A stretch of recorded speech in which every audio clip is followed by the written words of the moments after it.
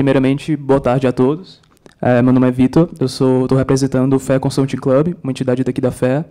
Mas, mais do que representar a entidade, eu sinto que dentro dessa mesa eu represento aos alunos de dentro da FEA. Para isso, eu corroboro com o que a professora falou sobre a pesquisa que a gente fez, que contou com mais de 416 alunos respondendo, que visava auferir qual que é o assunto que seria de grande relevância para a gente colocar dentro dos temas que foram envolvidos nessa sequência de conferências. Se vocês quiserem, dentro do Jornal da Fé, que estava sendo entregue lá fora, tem algumas informações mais detalhadas sobre essa pesquisa.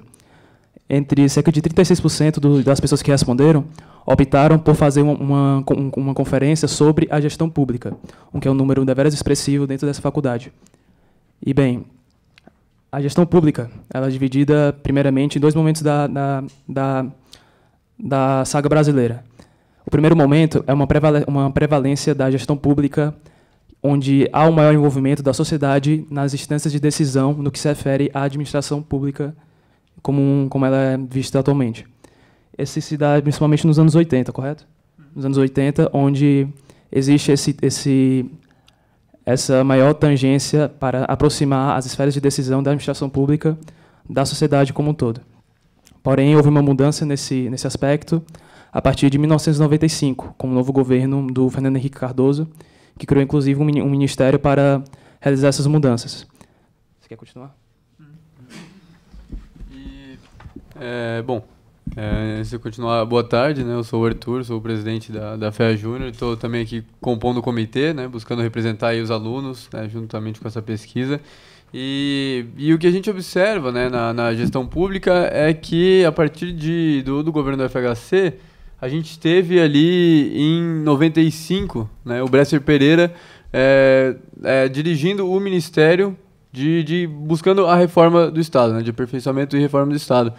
E a ideia era justamente buscar o New Public Management que estava acontecendo na década de 80, na década anterior, em alguns outros países da OCDE e no cenário internacional, que visava uma gestão pública gerencial, né, ou seja, que buscava algumas iniciativas privadas, tinha alguns princípios relacionados a isso, né, buscava uma administração pública mais top-down, né, onde o governo tomava algumas decisões, onde ele terceirizava outras e tudo mais, mas a sociedade em si não tinha tanto essa participação, né, e a gente teve em 95 o plano diretor, né, da reforma do Estado que buscou estabelecer isso aqui no Brasil e trouxe justamente as várias privatizações que a gente teve no governo FHC e toda essa mudança do governo como um todo, né, e depois disso, a gente entrou justamente nessa discussão, né, entre a gestão pública gerencial e a gestão pública societal,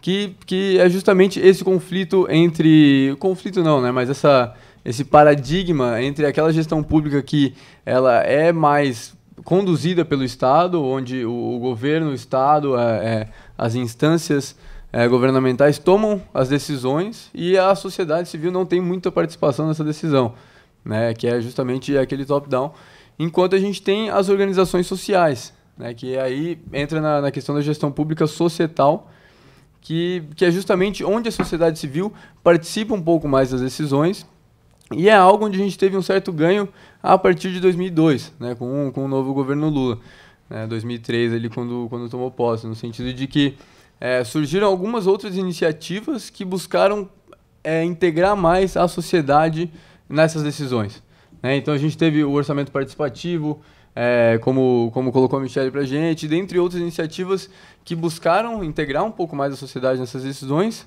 apesar de a gente ainda ter bastante aquela postura do governo gerencialista do governo FHC para o governo Lula, né?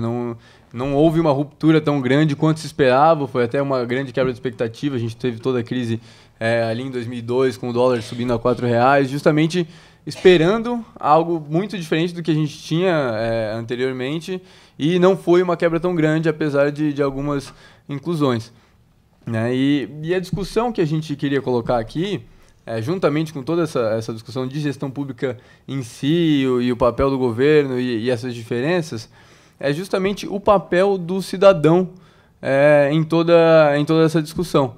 Né? Qual que é o nosso papel aqui como cidadãos brasileiros, né?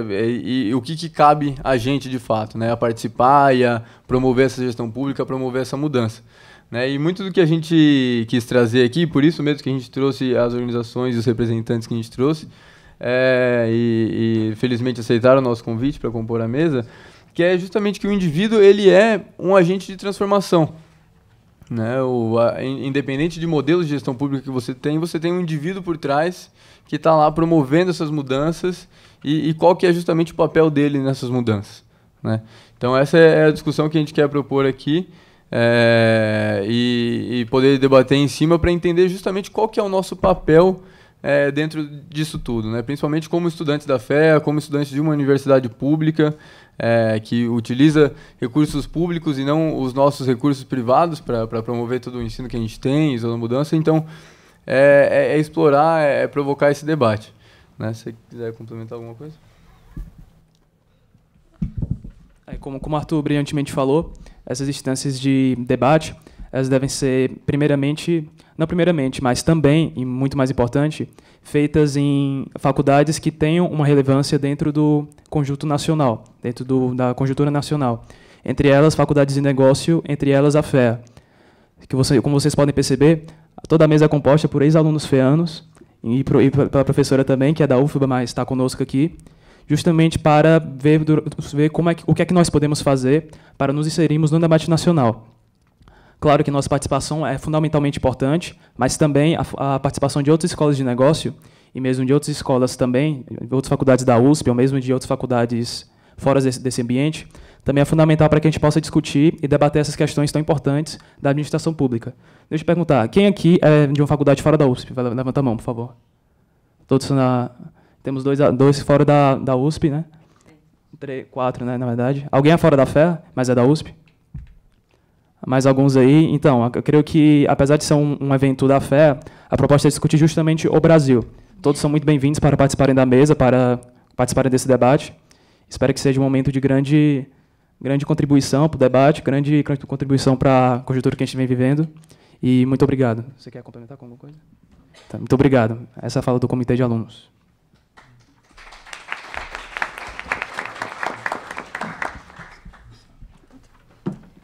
Então, eu convido agora a Michele Arruda.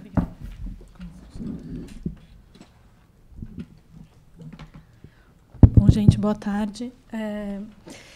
Vou tentar responder um pouco das questões aqui levantadas, né? Como cada um pode participar, como pode ser cidadão, contando um pouco da minha trajetória, como eu fui parar no Centro de Liderança Pública depois, como cheguei lá, da FEA até lá, e tentar responder um pouco dessas questões, e depois a gente, no debate, também tenta clarificar alguns outros pontos. Então, se alguém está em dúvida em como pode participar mais, em trajetória, vocês vão entender que não tem fórmula pronta e ninguém é maluco se, de repente, decidir seguir uma trajetória um pouco não linear.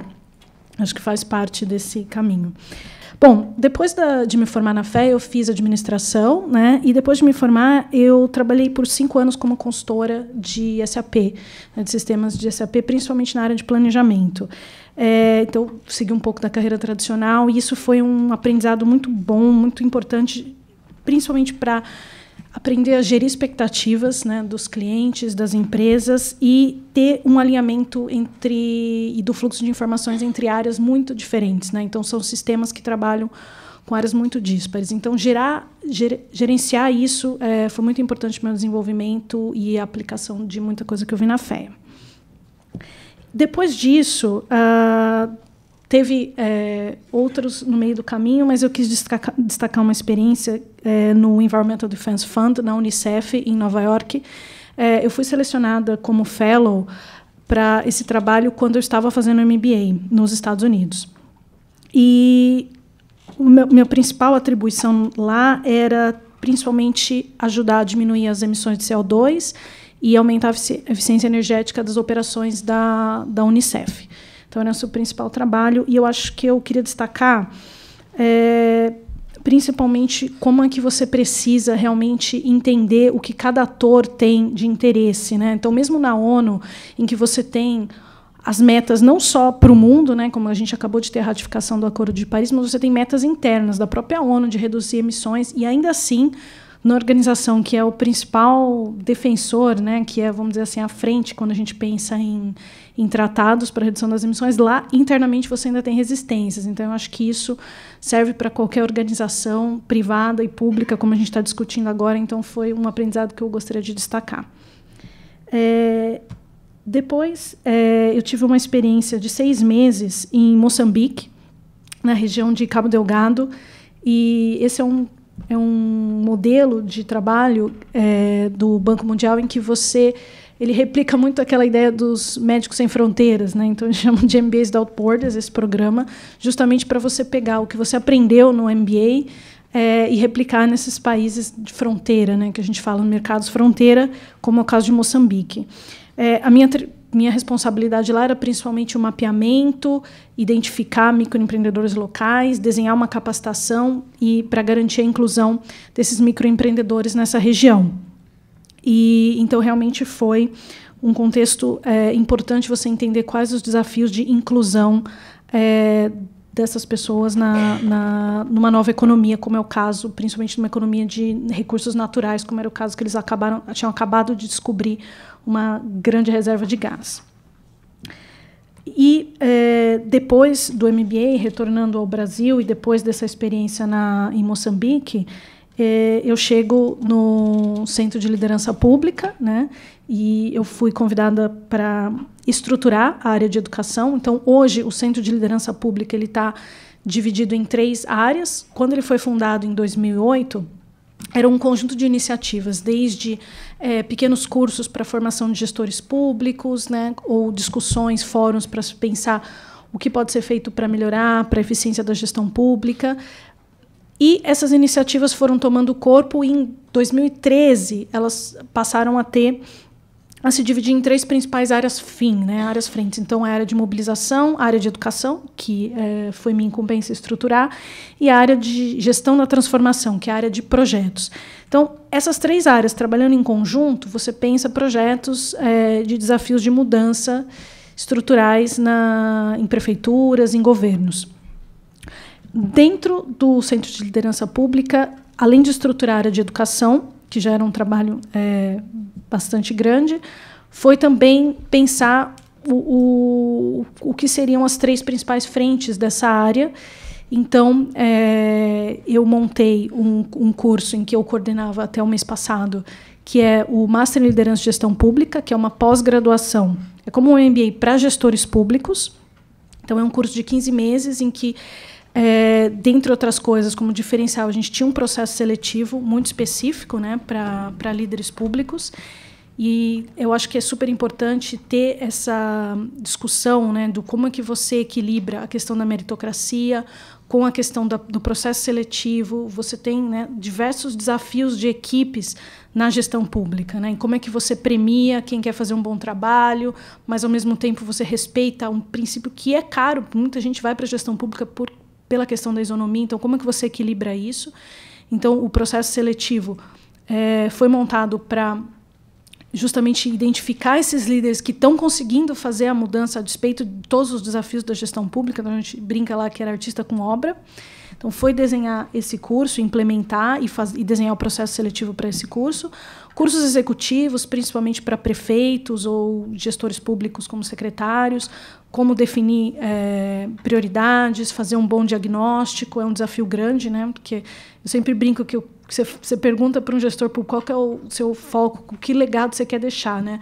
Aí ele fala, não, minha prioridade é saúde, educação e segurança. Eu falei, nossa, aí abarca o mundo, isso não é prioridade, né? A gente aprende aqui muito na FEA também a bater tanto nisso, e é um desafio grande. Então, a gente precisa levar um pouco disso, mas, ao mesmo tempo, como é que a gente equilibra as forças de estar ouvindo o que o cidadão quer. E até nas empresas a gente tem um desafio também, né? Hoje você tem metodologias como Design Thinking que estão entrando no setor público e também nas empresas já há bastante tempo, em que você quer ouvir o que as pessoas realmente precisam, né? Não tem alguém iluminado lá que adivinha.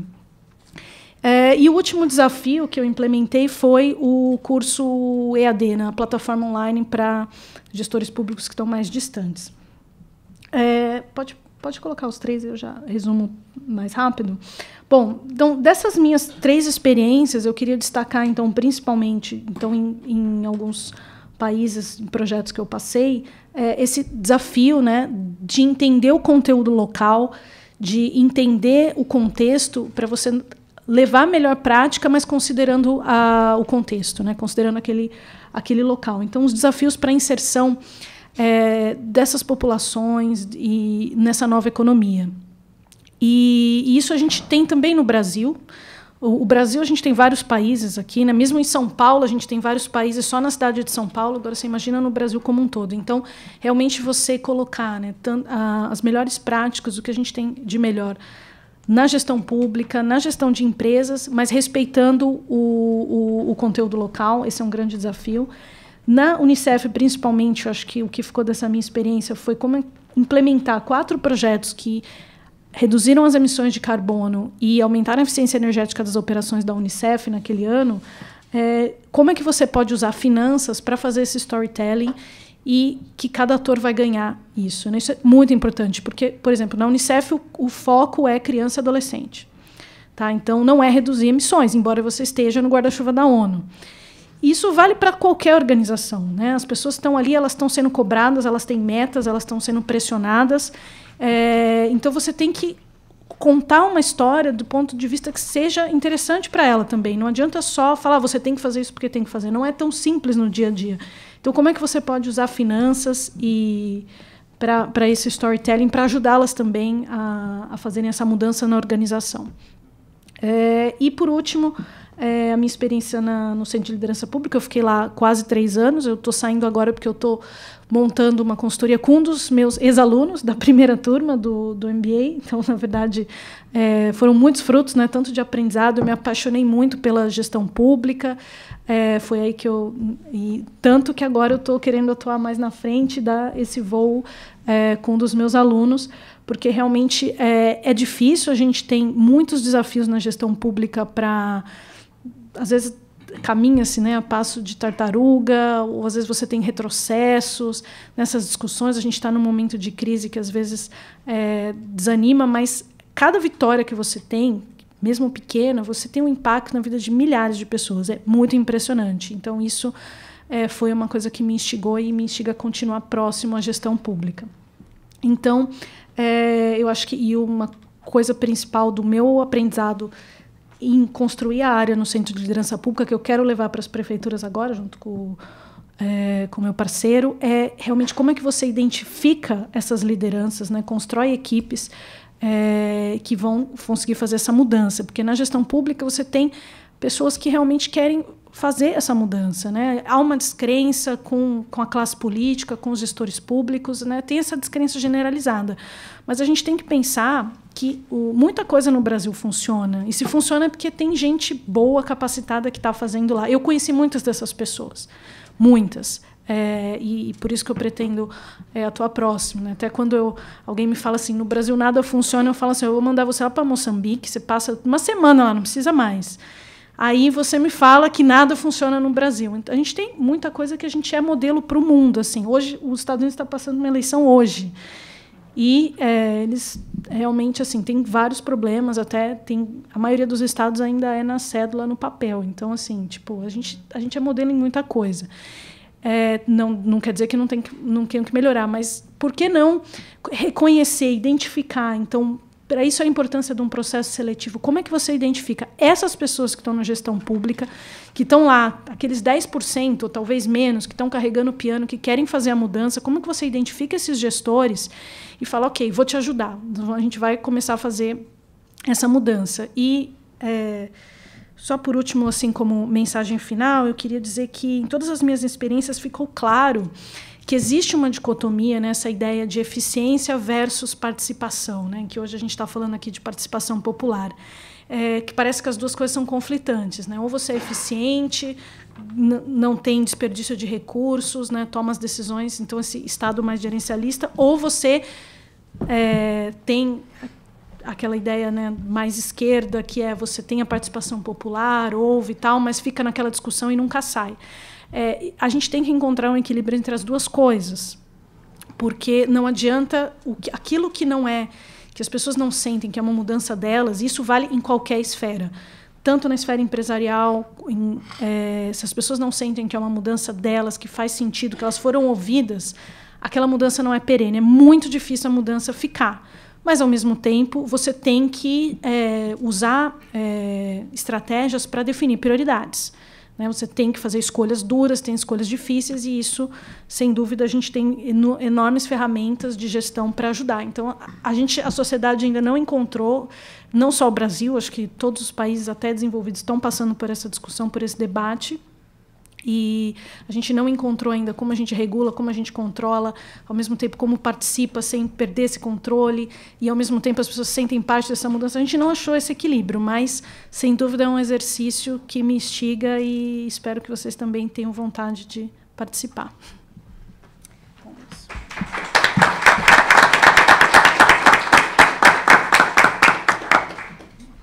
Obrigada, Michele. Eu passo a palavra para João. Boa tarde a todos.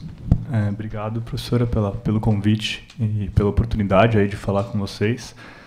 Assim como a Michele, eu vou começar falando um pouco da minha trajetória, porque eu acho que ela vai ajudar a entender também o que é o Vetor Brasil, que é essa organização da qual eu faço parte, e também daí eu vou fechar falando o que a FEA tem a ver com isso e como que eu acho que a FEA interferiu e influenciou eu chegar até aqui, não que eu tenha saído há muito tempo. Inclusive, bom, eu fiz economia aqui na FEA, eu me formei em dezembro do ano passado, na verdade. Então, não faz muito tempo. Estou voltando aqui mais vezes do que eu imaginei, o que é ótimo, é muito bom. Assim, eu sempre reclamo com os meus amigos que se formam e nunca mais voltam, que eles estão perdendo uma oportunidade muito grande. Mas aí, como que eu cheguei no Vetor Brasil, né, e onde eu estou trabalhando hoje, que é na Prefeitura de São Paulo? Bom, eu entrei em economia porque, para ser sincero, por razões pouco claras para mim naquela época.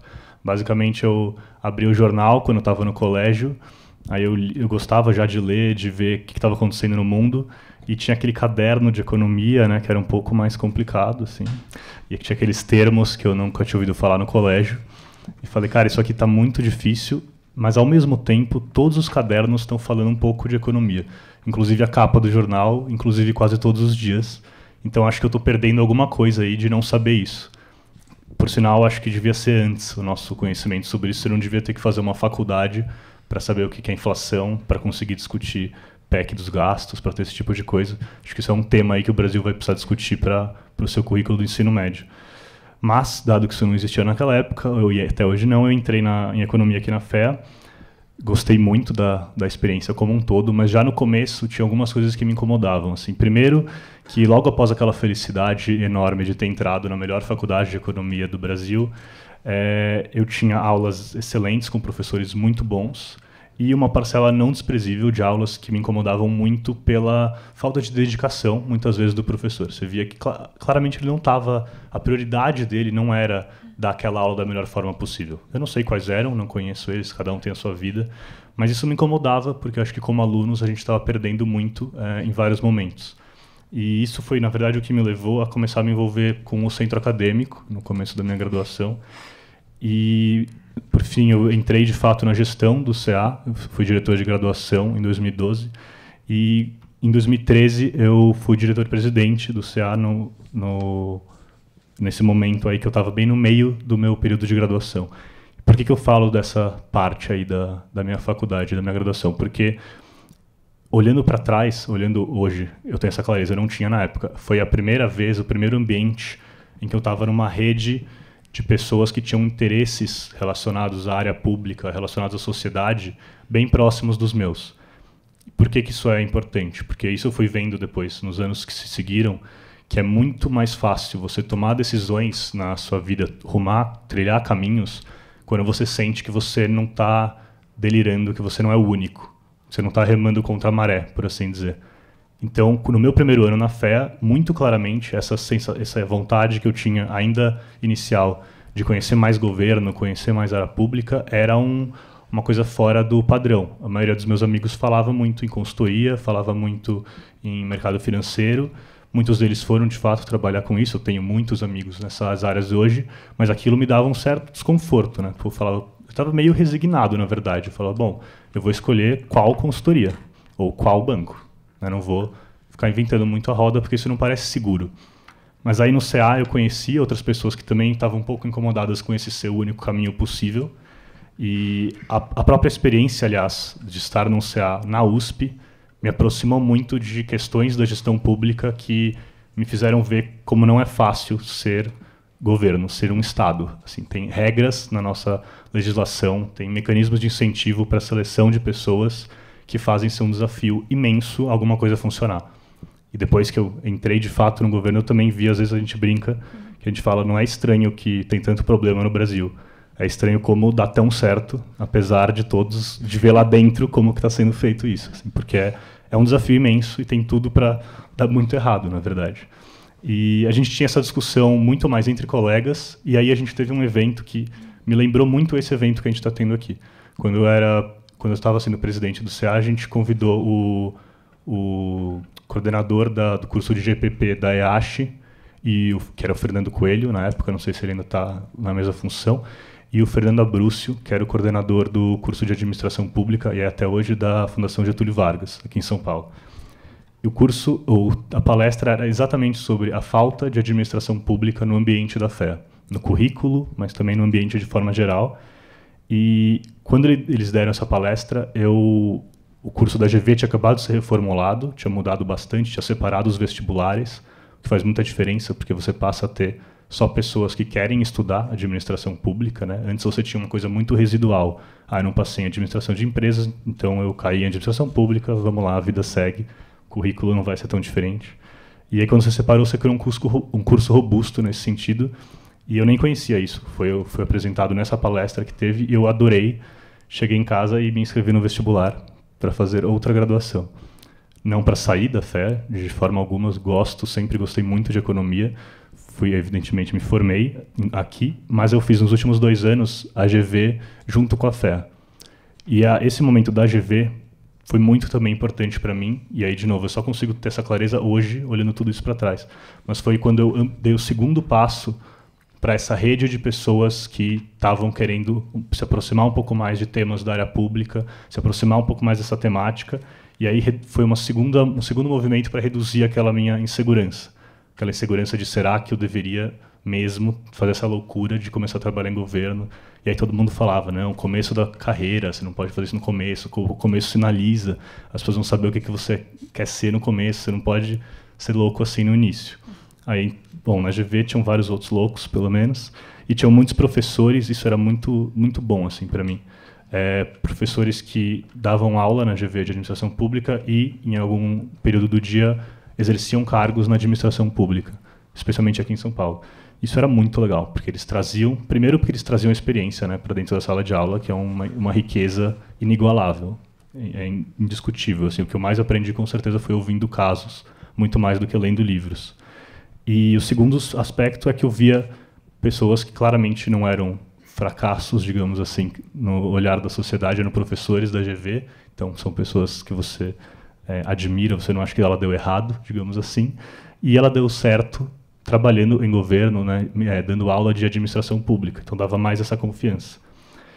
Aí foi também na GV, numa feira de estágio, exatamente como a gente tem aqui, mas era uma feira de estágio, lá tem a feira organizada pelo curso de administração de empresas e outra diferente do curso de administração pública. Aí vai, evidentemente, vários governos, mas também, como você estava mencionando, né, a esfera pública ampliada. Então, ONGs, muitas ONGs, organismos multilaterais e várias entidades que atuam de alguma forma com o governo, organizações sociais, os CIPs. E nessa feira que eu conheci o lugar onde eu trabalho hoje, que é a São Paulo Negócios. A São Paulo Negócios é uma empresa pública, que isso, depois talvez nas perguntas a gente até entra um pouco na questão legal, que faz você ter um ambiente muito propício na administração indireta, em relação à direta. E eu vejo hoje que isso foi o terceiro movimento para ampliar aí essa minha percepção de, talvez realmente eu possa fazer isso, assim, eu possa ter essa experiência de gestão pública. Eu não sei se daqui a 10 anos eu vou estar trabalhando no governo, ou numa ONG, ou numa empresa privada que não tem nada a ver com isso, mas eu tenho confiança hoje e segurança de que eu estou fazendo uma coisa que faz sentido para mim agora. E lá foi muito legal porque lá tem esse caráter também. É um lugar super pequeno, tem menos de 30 pessoas, que para administração pública é tipo minúsculo. Tá? As secretarias da prefeitura têm tipo 500, 1000 com frequência.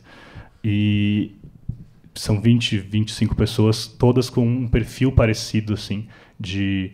Primeiro, não é todo mundo que veio da área pública, tem muita gente lá que trabalhava em consultoria, tem um monte da McKinsey, tem gente que veio de ONG, e tem gente que ficou a vida inteira na área pública. Então, só essa mistura já faz ser um lugar que eu aprendi pra caramba, e um pessoal muito bom tecnicamente também. Então, aí eu vi que, putz, faz sentido, assim, eu vi o que é o impacto, que já vou falar um pouco mais também de estar no governo, né? A escala do que você faz. E, por meio bom, eu estava estagiando lá, né?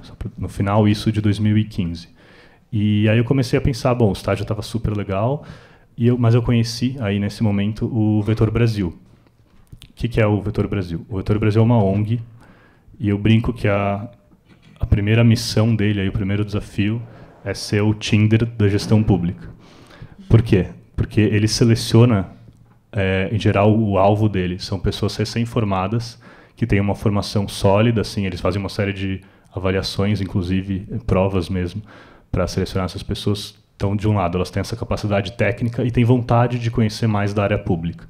E o perfil é bem jovem mesmo, tem gente que, inclusive, que faz isso antes de sair da faculdade, como era o meu caso. Eu me inscrevi no processo quando eu estava no último semestre aqui da FEA. E o que ele quer fazer? Ele quer que essas pessoas que têm uma vontade, mesmo que incipiente, de trabalhar em governo, consigam fazer isso. Porque é muito difícil, isso, aliás, é outra coisa que eu acho que o Brasil precisa urgentemente resolver, é a dificuldade que pessoas têm de entrar no governo. Tem basicamente 2 caminhos hoje para você fazer isso. Um é o concurso público, que tem uma série de incentivos não muito desejáveis, então ela acaba selecionando, em alguns casos, pessoas que estão lá muito mais pela estabilidade, por exemplo, que o cargo confere, do que pela vontade de causar um impacto no governo, de fato.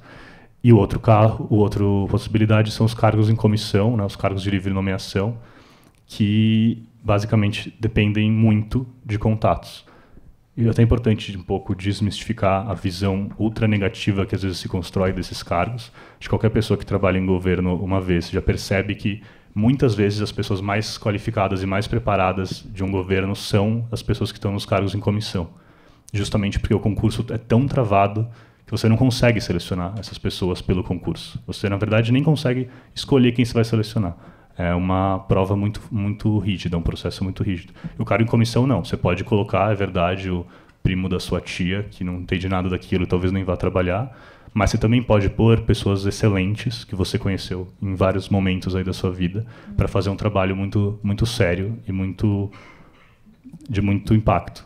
Isso é o que acontece, inclusive, na São Paulo Negócios, que é onde eu trabalho. Todos os cargos lá são cargos em comissão.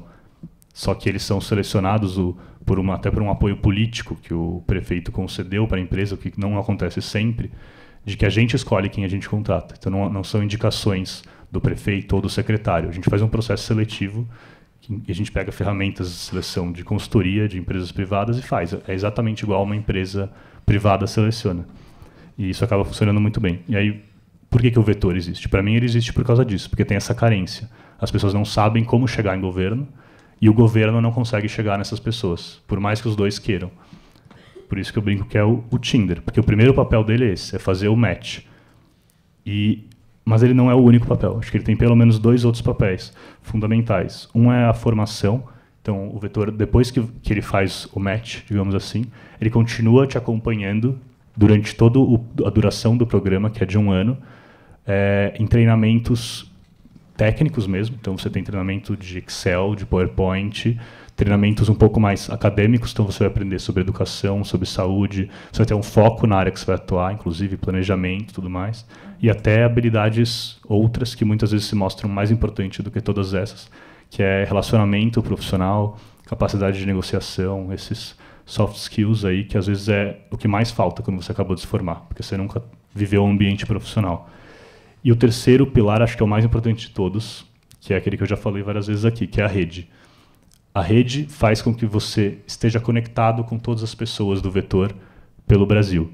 E como o Vetor faz isso no Brasil inteiro, se eu não me engano, o último processo seletivo deles alcançou 19 estados, você conhece pessoas de que estão atuando em governos pelo Brasil inteiro.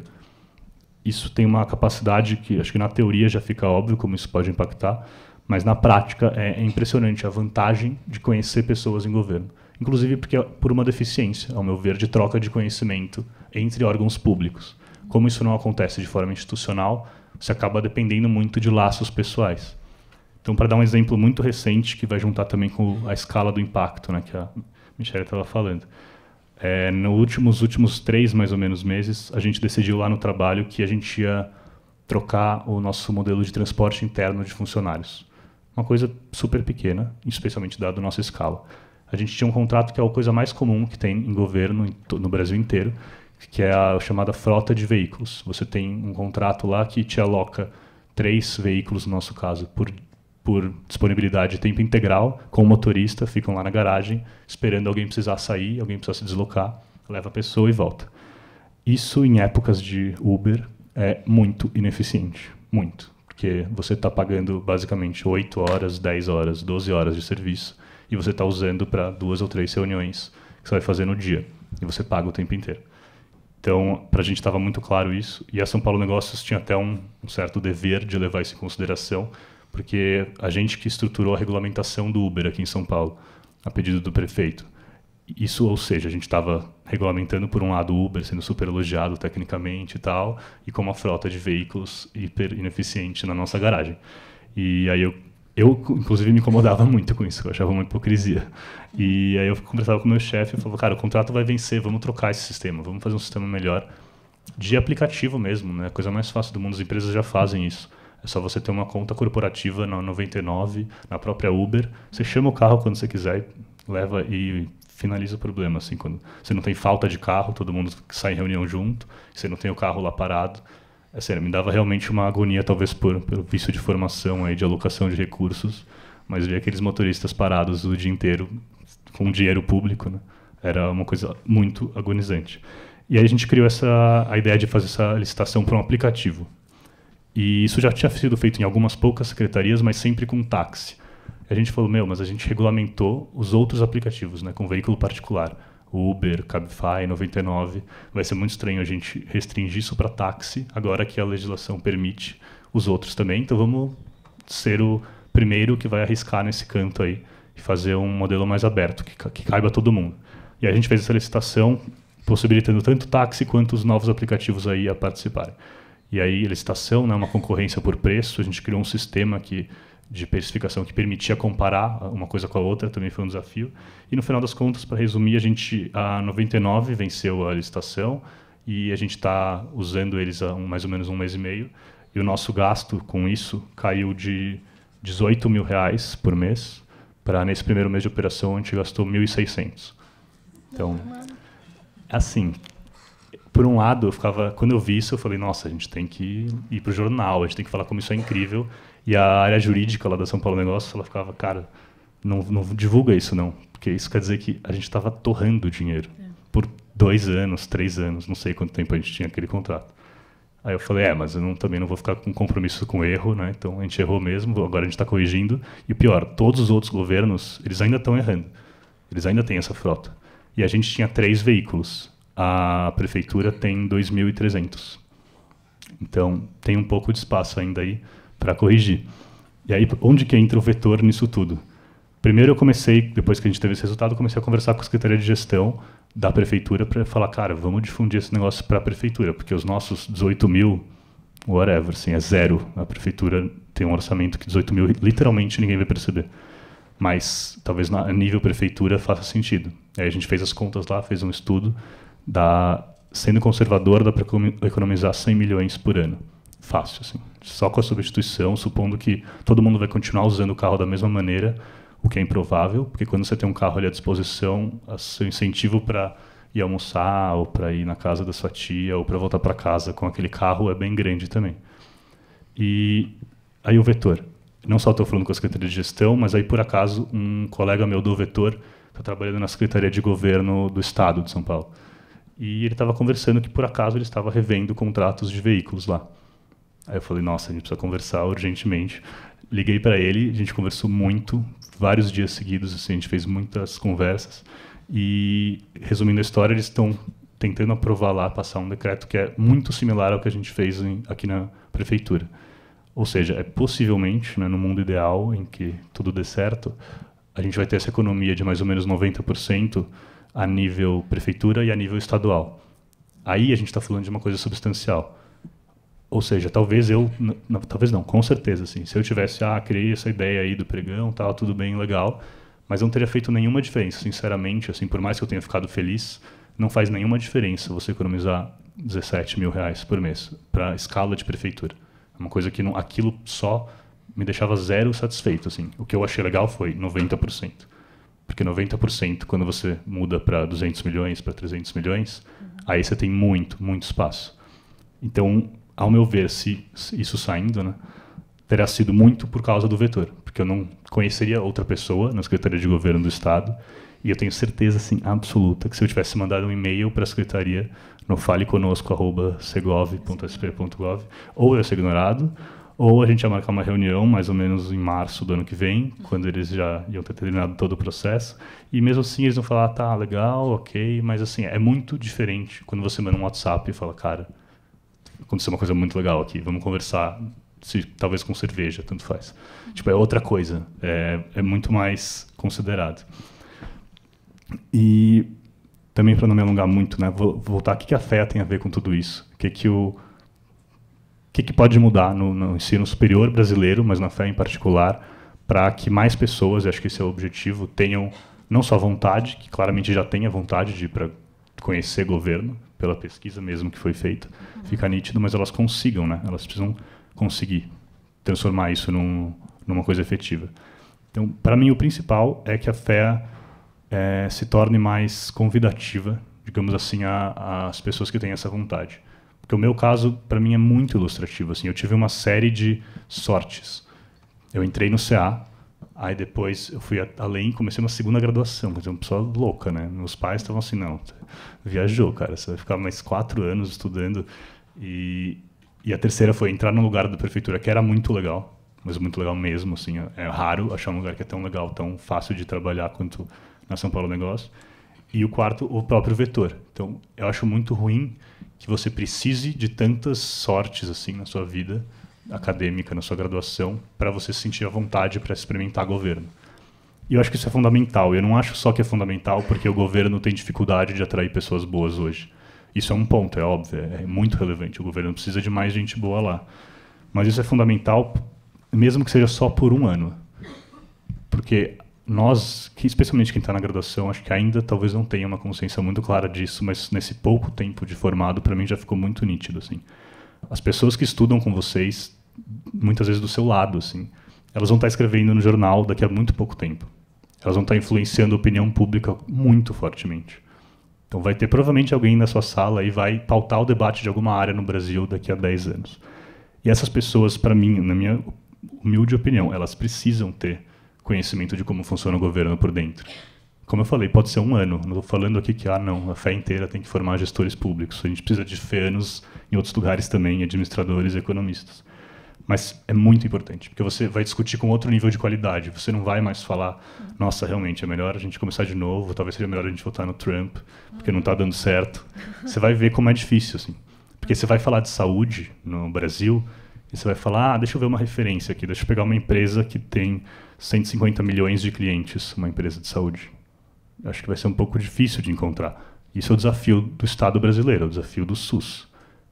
150 milhões de pacientes que você não sabe quando vão ficar doentes, eles estão espalhados pelo Brasil, algumas vezes eles estão a 12 horas de barco da cidade mais próxima. Não são desafios triviais. Isso se soma aos desafios que nós mesmos criamos institucionalmente, né? Você vai ter que fazer uma licitação se você quiser comprar um barco mais rápido para esse cara. Você vai ter as pessoas que estão pensando isso. Muitas vezes, se elas entraram lá por concurso público, que é importante, tá? Também não quero demonizar o concurso público. Tem muito concurso bem feito e é importante ter uma estrutura permanente no corpo do Estado. Mas tem muito problema do jeito que a gente contrata. Quando você fala, cara, você vai começar ganhando 5 mil reais e isso vai só aumentar até você morrer, e não importa o que você faça, é impossível que você só selecione pessoas boas.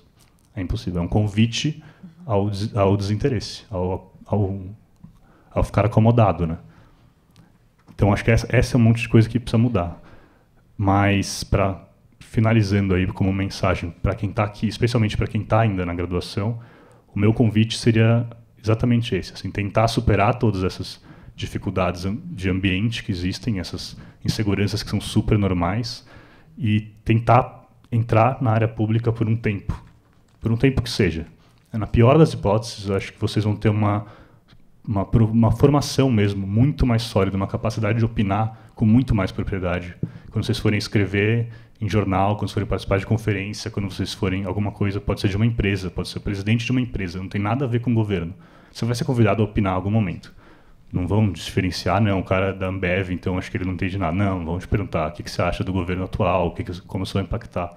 Você vai conseguir opinar com muito mais propriedade, isso vai melhorar o nível do debate público no Brasil também. Isso é o caso menos impactante. Pior caso, isso vai acontecer. E no melhor caso, talvez você goste muito, talvez você adore trabalhar com o governo, você se vicie com a capacidade de impacto, que é difícil achar no mercado privado por uma questão matemática, de números. Um deles está falando de uma população inteira, no outro são seus clientes, né? E se você, por acaso, gostar muito e ficar trabalhando lá, certamente vai ser muito bom para o Brasil. Vai ser muito legal porque a FEA já forma tecnicamente muito bem os alunos.